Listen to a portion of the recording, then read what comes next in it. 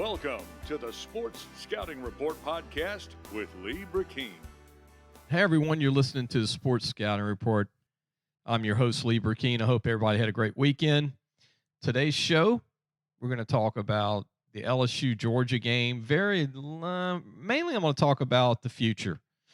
We're going to talk about the LSU coaching staff, my 2 cents on who should come back, who probably won't come back, because coach is going to assess his staff. You know, that's what they do. Everybody gets a report card at the end of the year. That's how it works with these sports programs. So that a lot of moving parts, the transfer portal, early signing day, then you got late signing day, and then they'll be signing kids all the way till June.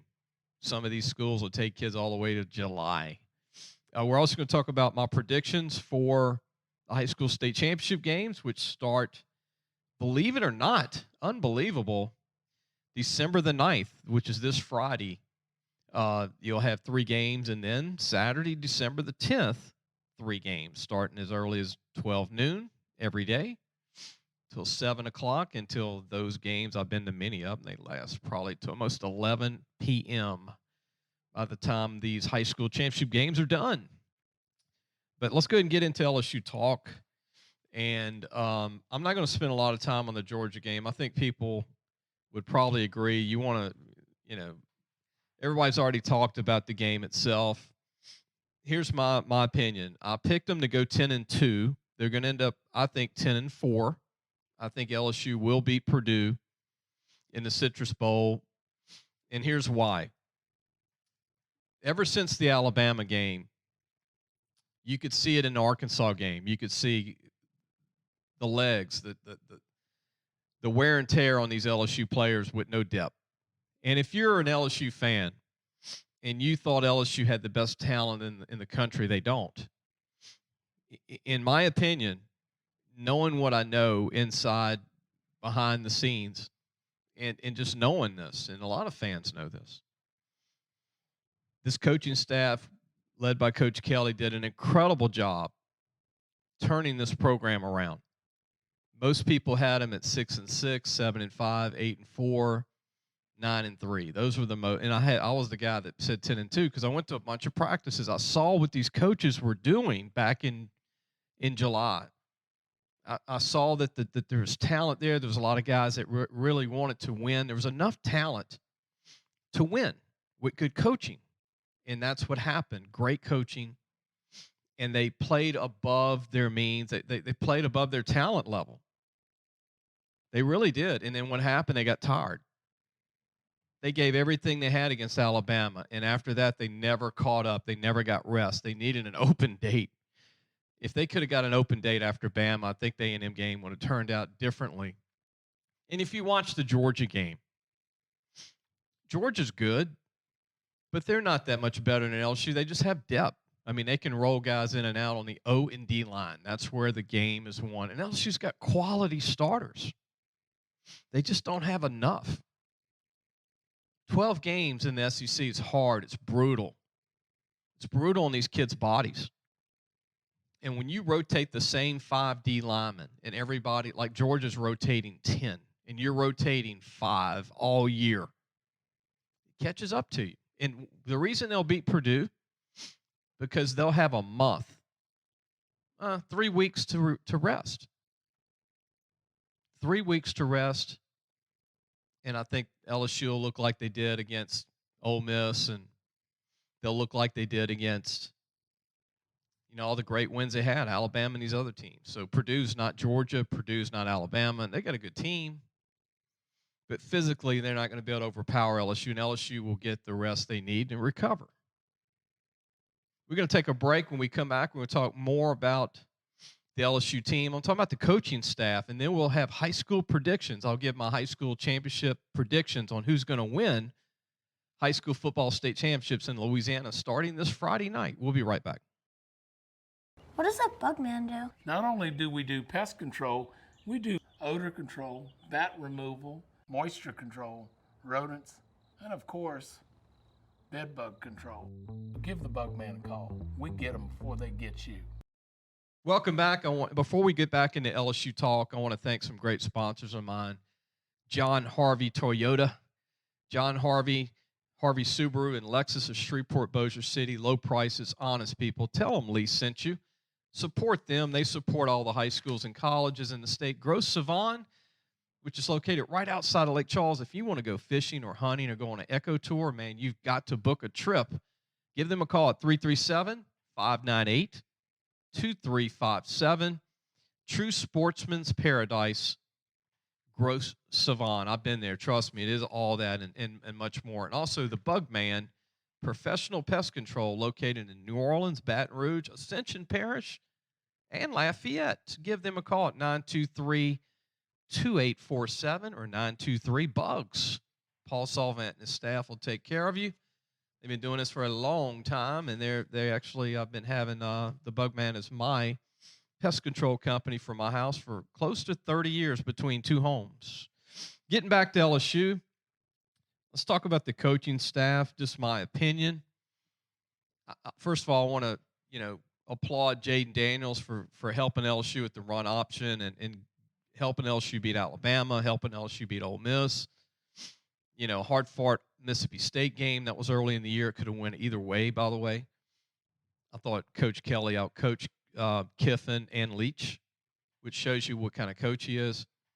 But the future of LSU, I personally like a more balanced offense. I personally like a gunslinger more than a runner/passer. I like Nuss's game. I thought Nuss did a great job against Georgia. And Denbrock, the offensive coordinator, I think he did a great job considering LSU did not have great running backs. I applaud Josh Williams. I applaud John Emery. I applaud all these guys. Noah Kane, they just did not have that big-time running back.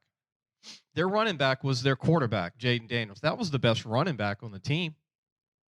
But moving forward, if Coach Kelly wants to win a national championship, and I'm sure he does, and an SEC championship to go with it and go back to Atlanta, I really believe moving forward, Denbrock, I don't think he's the guy. I thought he was the guy for this year. And I think he did a great job at what they had this year. But I think they really do need an offensive coordinator, a guy in his 40s, late 30s that can really, draw up plays for this more balanced offense and an offense that has, down the field throws in it, right? Now, this year, like I said, did a great job. Special teams, I do think they need to get a new special teams coach.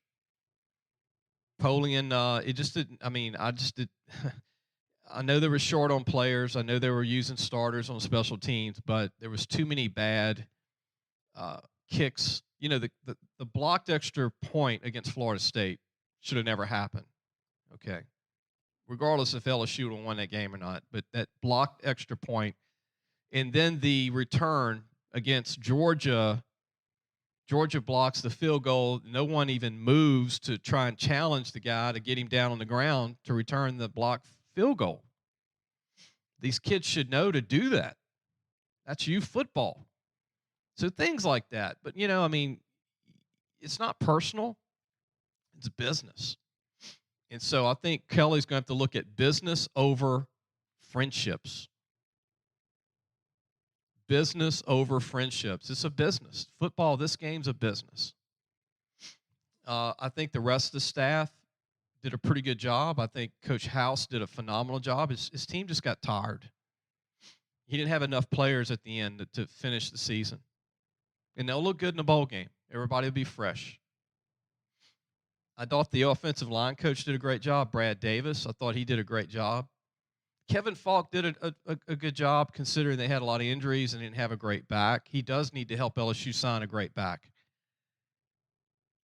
being that he's the running backs coach. The DB coaches, they did okay. I didn't think that the DBs made plays much this year.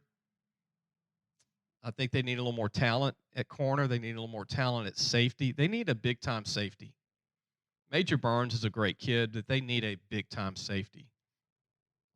All the great teams have them. We're going to take a break. When we come back, let's talk high school football. I'm going to give you my state champion predictions when we come back. Listen, whatever you're driving right now, Tommy Harvey wants it. Bring it in to Harvey Subaru, Lexus of Shreveport, Bossier City, or John Harvey Toyota. They're paying big bucks for all trades right now. They'll cut you a check right there. Tell them Lee sent you. Welcome back. You listen to the Sports Scouting Report. I'm your host, Lee Burkeen. I'm not doing this in any particular order, but we're going to start with high school football championships. They start this weekend. Can you believe that? This Friday, the 9th, is the start of high school football championships at the Caesars Superdome in New Orleans. The Oxnard LHSAA Prep Classic. You've got Friday, you got Division II Select, Division III Select, Division I Non-Select. All games start at noon on Friday this week, December 9th, and the last game's at 7 p.m. They always go to 11 at night. And then Saturday, you got 12 noon, Division II Non-Select, Division III Non-Select, Division I Select. At 7 o'clock is the last game on Saturday. Let's talk about some of the games. Let's go with the Select. And I'm going to go with, we're going to talk about two teams that have played a lot in the last few years, but not in a state championship game, but two teams that have experience with playing one another over the years. It's going to be Vermillion Catholic taking on Ouachita Christian.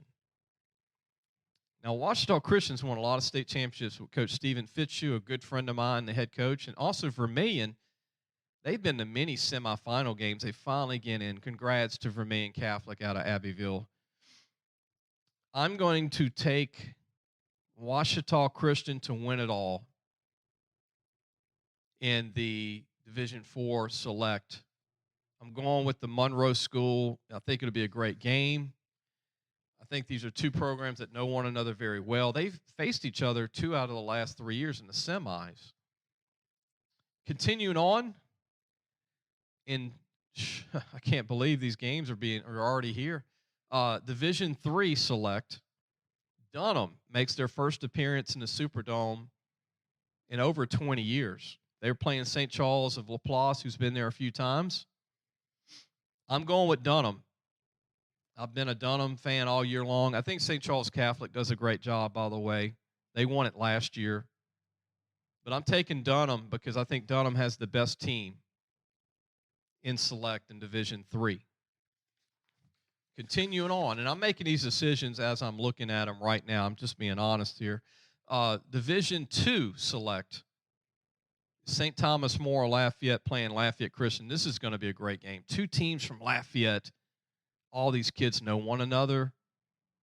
This is going to be a battle. And, you know, Lafayette Christian moved up this year in competition.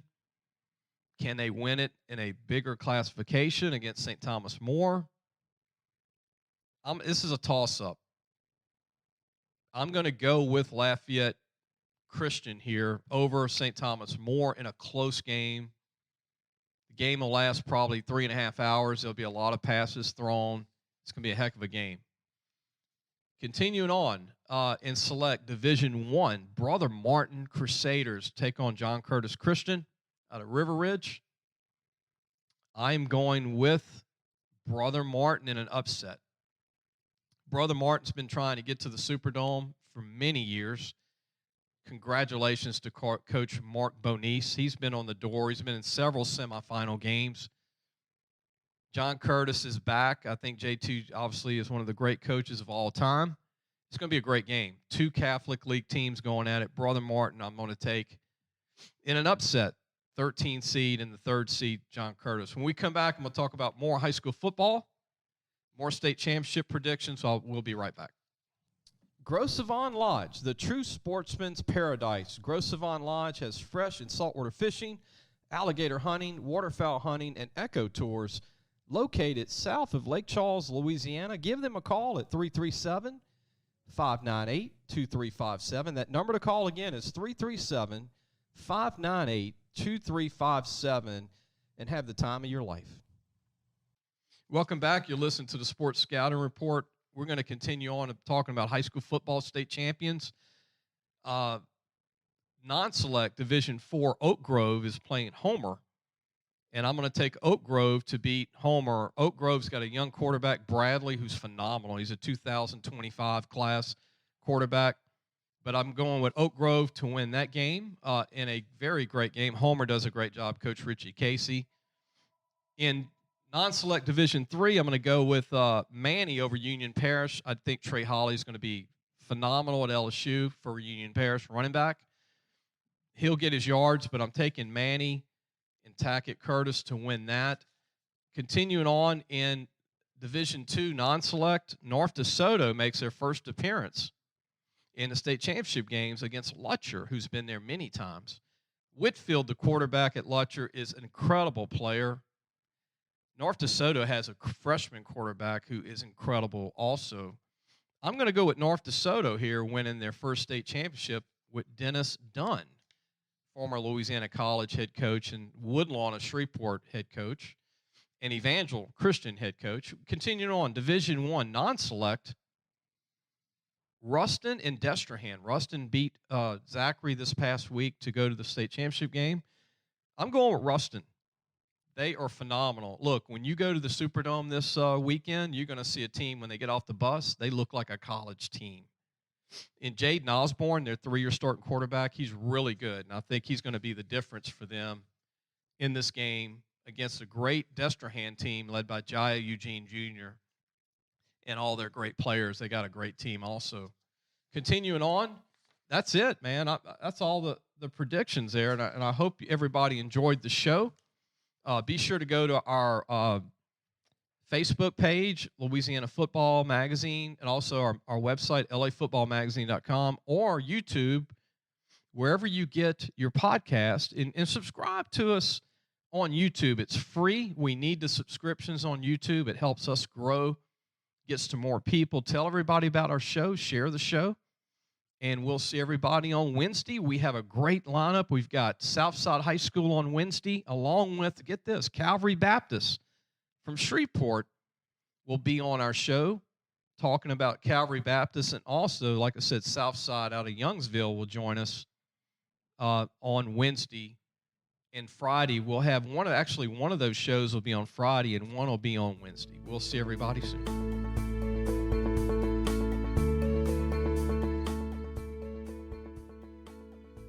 Thanks for listening to the Sports Scouting Report podcast with Lee Burkeen.